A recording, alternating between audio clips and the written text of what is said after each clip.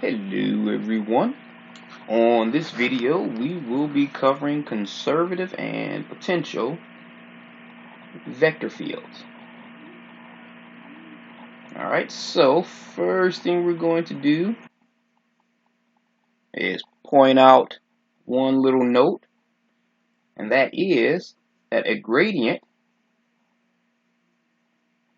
is an example of a vector field.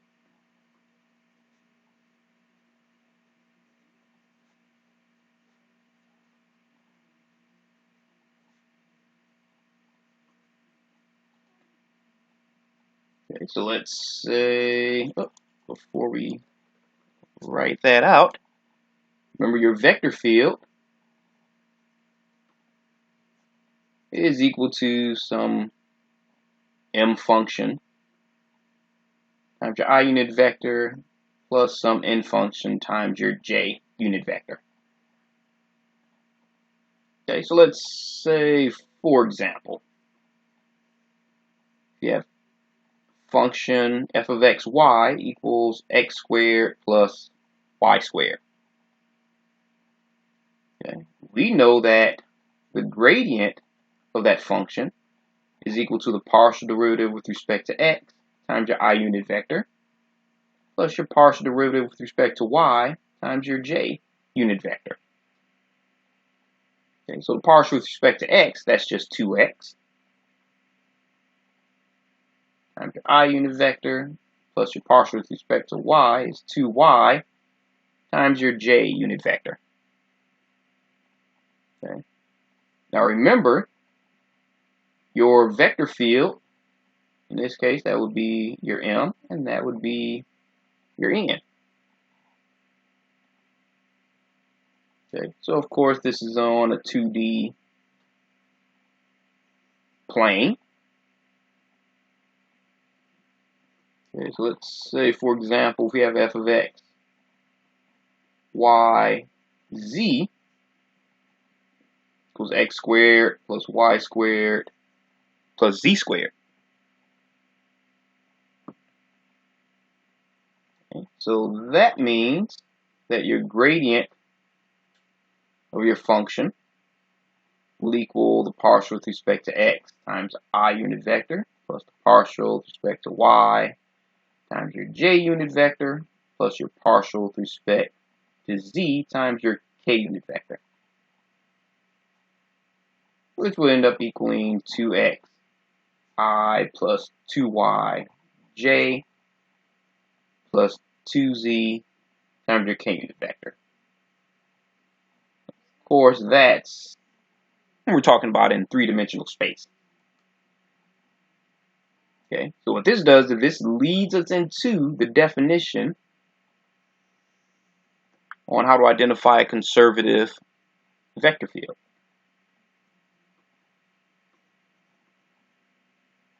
Okay, so definition of a conservative vector field.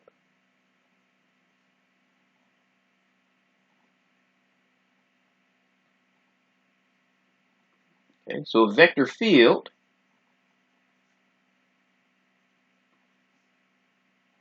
that we'll use that to denote it. It's called conservative.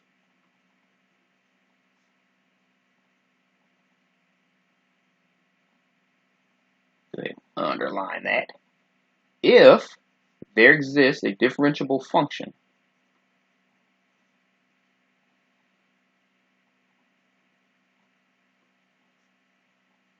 okay, so we have a differentiable function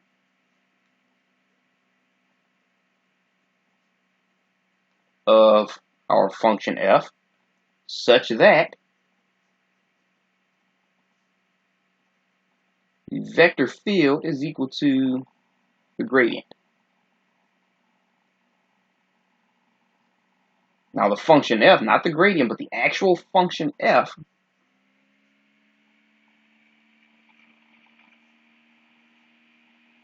is called the potential function of f.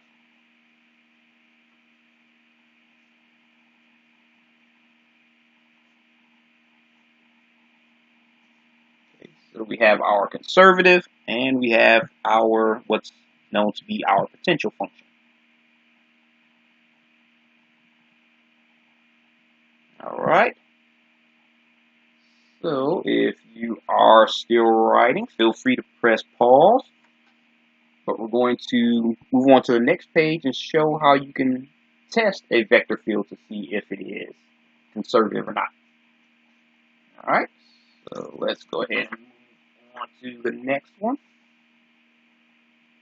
All right. So here we're going to look at the test for conservative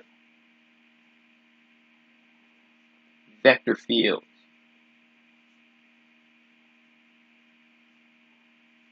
On a, ran out of space and didn't realize I was running out of space. On a plane. There we go.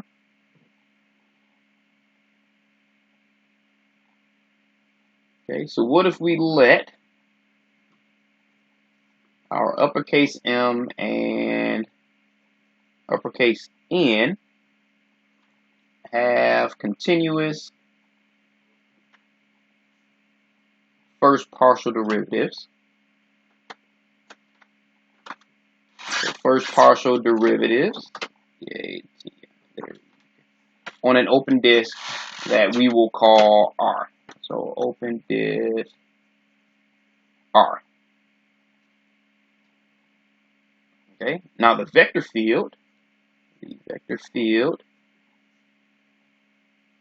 which of course is denoted by the uppercase F, equals uppercase M and N times your I and J unit vector, is conservative if and only if, that means if and only if, partial derivative of N with respect to X is equal to the partial derivative of M with respect to Y. All right. Now we're going to go ahead and prove it.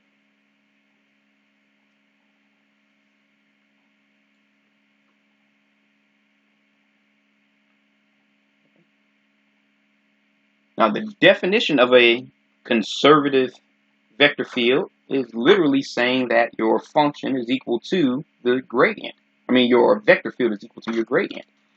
So if you have your vector field is equal to the gradient, then that means if we remember that the gradient is equal to the partial of x times the I unit vector plus the partial of y times the j unit vector, then that means m times the I unit vector plus n times the j unit vector is equal to partial with respect to x times the I unit vector plus the partial with respect to y times the j unit vector. Okay. So since we're going to match these two up, since these two are next to the I unit vector for this to be equal, that means that your partial with respect to x has to equal your m function. Your partial with respect to y has to equal your n function.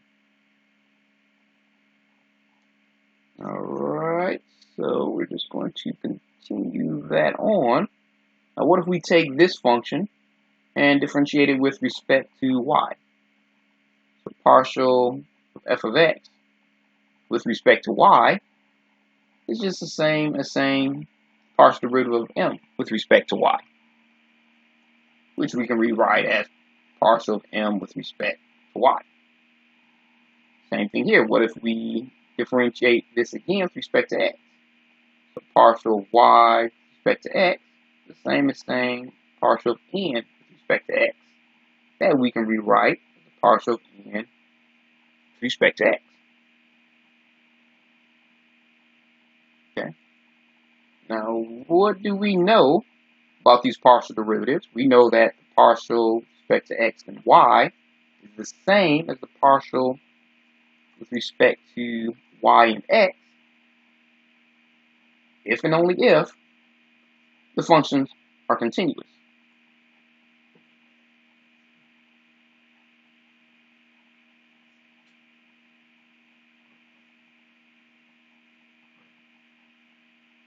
Okay. Now the thing is, it's actually given to us in the definition that it's continuous. Okay. And it's also given to us in the definition that since it is continuous, that these two will be equal.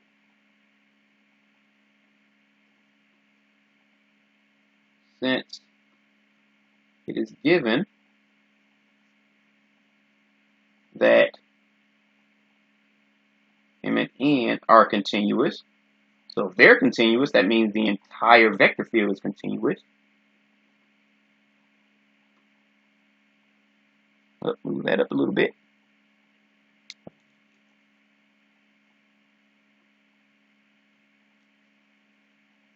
Then partial of m with respect to y is equal to the partial then with respect to x. Remember, those two are equal, which means that these two are equal.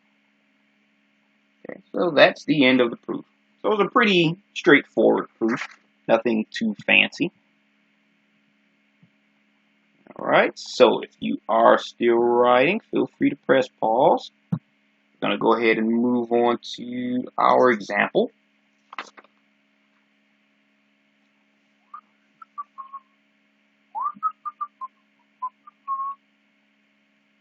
All right, so let's say, for example, we want to decide whether the vector field, and for problem A, we'll have the vector field x squared y times the I unit vector plus xy times the j unit vector. And for problem B, we'll have the vector field 2x times the I unit vector plus y times the j unit vector. Let me make that look more like a 2. There we go. We want to know if they are conservative or not. Clean that E up a little bit. There we go. Okay, so we want to know if they're conservative or if they're not conservative. All right, so starting with problem A, I'm just going to go ahead and rewrite it. We have x squared y times the I unit vector plus xy times the j unit vector. This portion would be your m, and this portion is your n. Okay, so first thing we have to do is find the partial derivative of m with respect to y, which is just the same as saying the partial with respect to y of m. Just saying the partial with respect to y of x squared y. If you know with respect to y, the x squared is viewed as a constant, so that would give us partial derivative of x squared.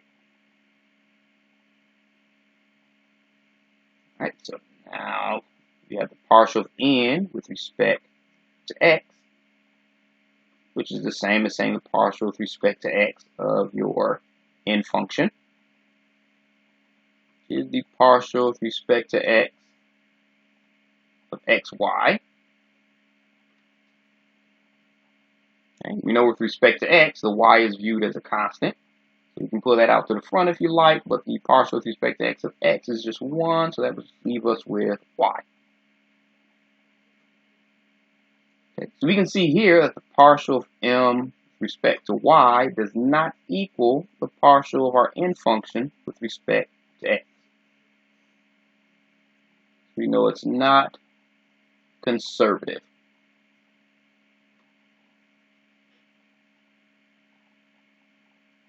Okay, so let's go ahead and test B. So I'm going to go ahead and rewrite it. Equals 2x times the I unit vector plus y times your j unit vector. Where in this case, this is your m and this is your n. Okay, so the partial of your m with respect to y is equal to the partial with respect to y of your m, which is 2x. Okay, remember, with respect to y, that's considered a constant. So the derivative of a constant is just 0. Let me clean that up a little bit. 2x. There we go. Now we do our partial of n with respect to y, with respect to x. Sorry about that. Is the partial with respect to x of y.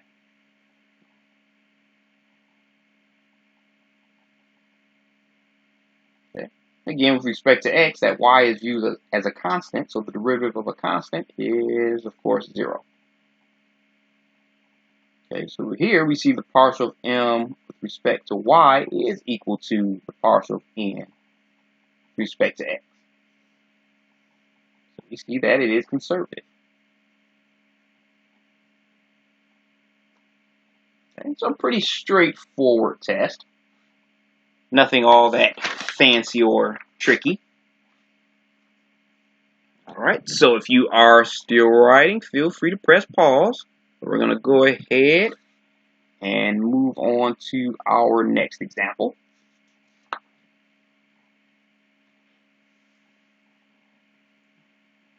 Alright, so what if we wanted to first show whether the vector field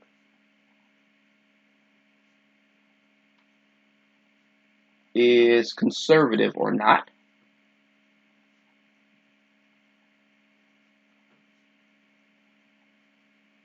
Okay. Now, if it is conservative, we want you to find the potential function.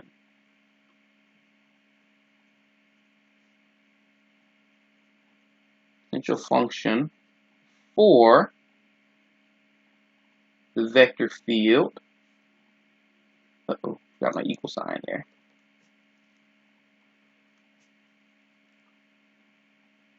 To xy times the I unit vector plus x squared times your j unit vector.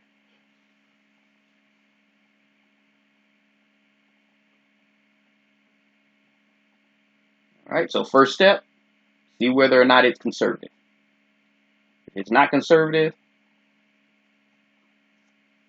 then it's a different story, but we'll see. Okay, so just going to go ahead and rewrite it. X squared times the j unit vector. Okay, so of course this is your m, this is your n.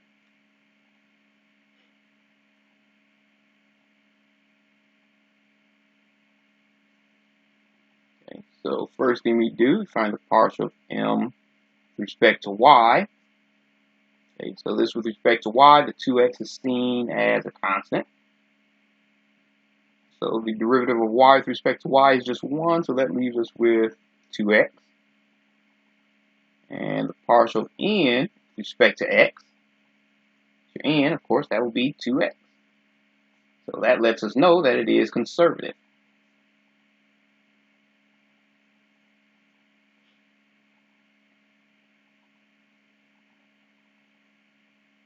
Okay, now since we know it's conservative, since we know the vector field is conservative,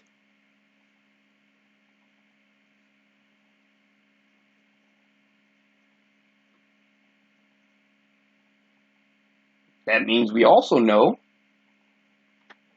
that the vector field is equal to the gradient of your f.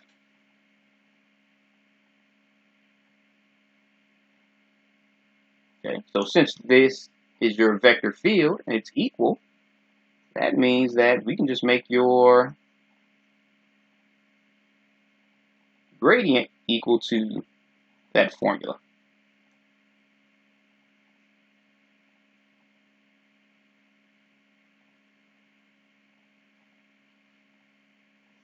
Just a reminder that your gradient of the function is the partial with respect to x times your I unit vector plus your partial with respect to y times your j unit vector.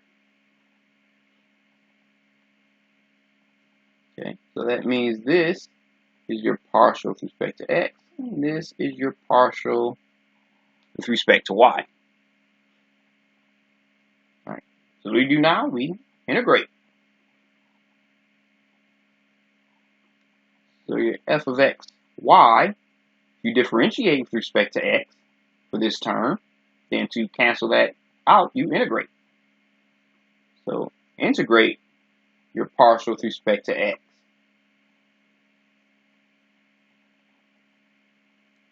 Okay, which means you're going to integrate 2xy with respect to x.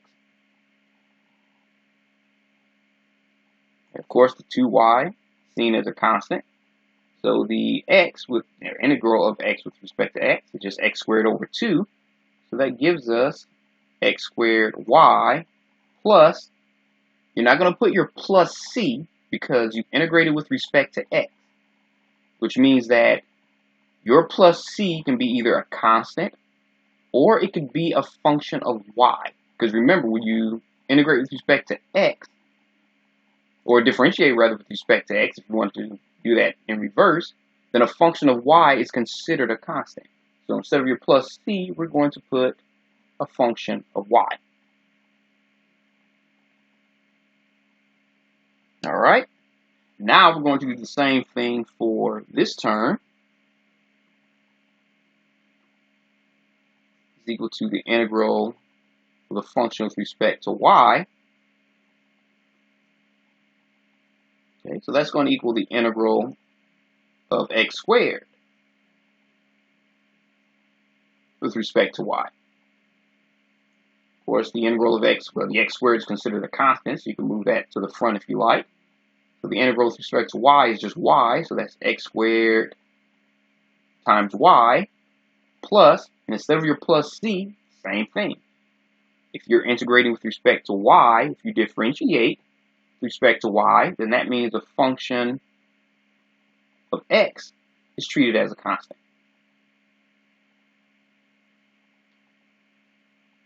Okay, so that means our f of xy is equal to x squared y plus your g of y plus your h of x. Okay. Now remember, both of these are just treated as constants. So you can combine these two, say g of y plus h of x. You can just make that equal some constant that we'll call k. Okay. So that means your potential function is equal to x squared y plus some constant k.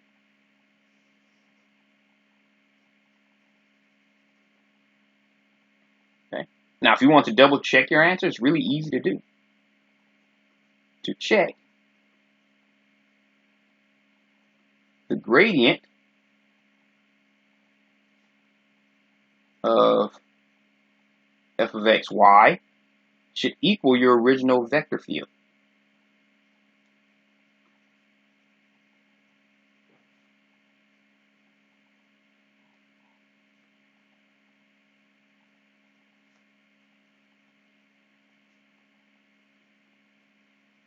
Your original vector field that you started with. Okay. So the gradient of your potential function should equal your f of xy that you started with. All right. So if you are still writing, feel free to press pause. We're going to go ahead and move on to our next example, which is pretty similar to this one, but we're going to tweak it a little bit.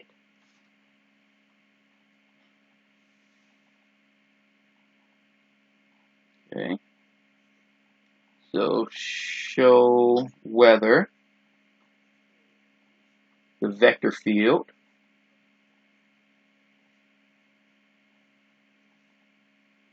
is conservative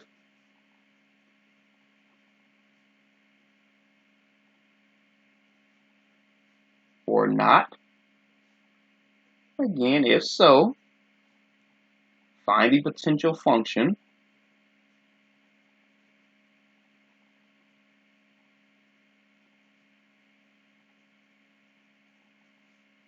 for the vector field equal to 2xy times the I unit vector plus x squared minus y times your j unit vector.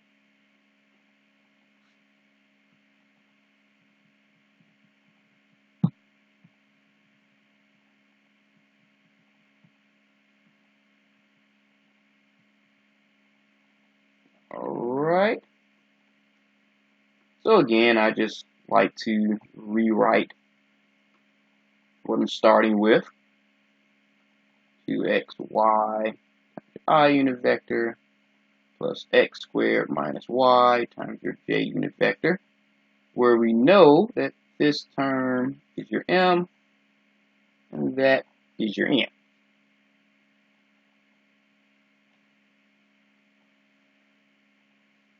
Okay, so to show whether it's conservative or not, we have our partial of m with respect to y, the partial with respect to y of 2xy,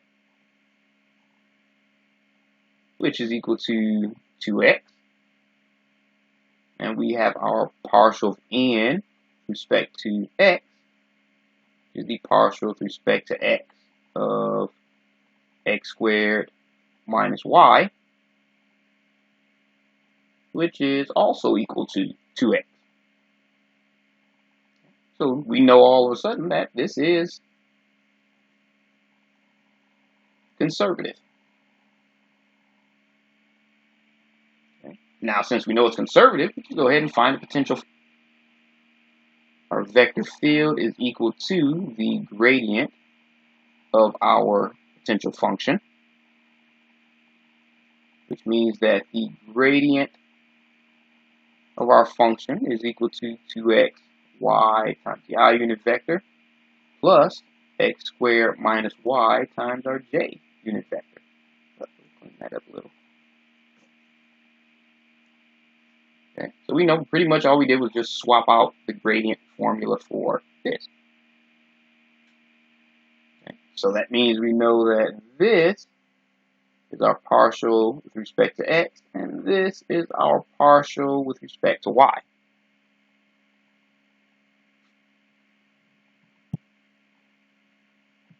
All right.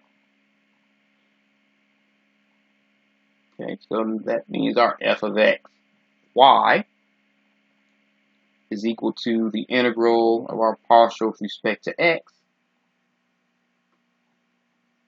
dx, which is equal to the integral of 2xy with respect to x, which is x squared y plus, again, with respect to x. So we're going to make that function of y as our constant.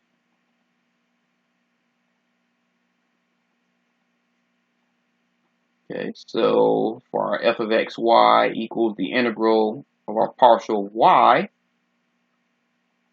with respect to y. That means we have the integral of x squared minus y with respect to y.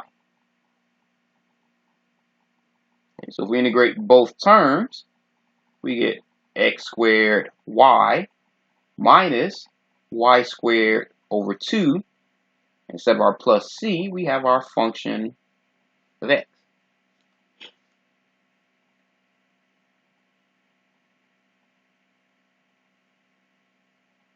Okay, now what we want to do is we want to put both of these as a single expression.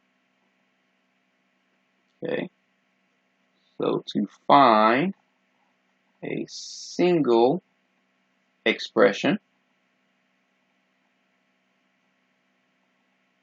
okay, we let g of y equal negative y squared over 2.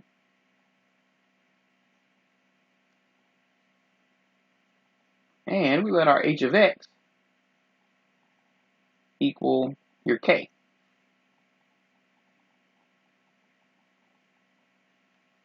Okay, so using the same formula we did last time, our f of x y is equal to x squared y plus g of y plus h of x. Last time we combined them because both of these were just constants.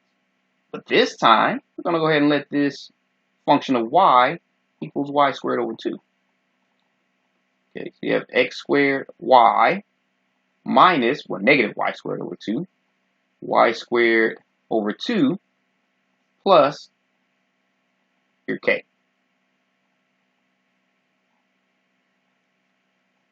Okay, so that's your potential function. And again, if you want to double check it, just get the gradient of this, and it should take you right back to your original vector field.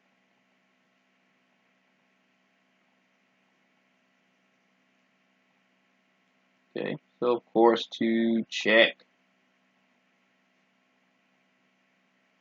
find the gradient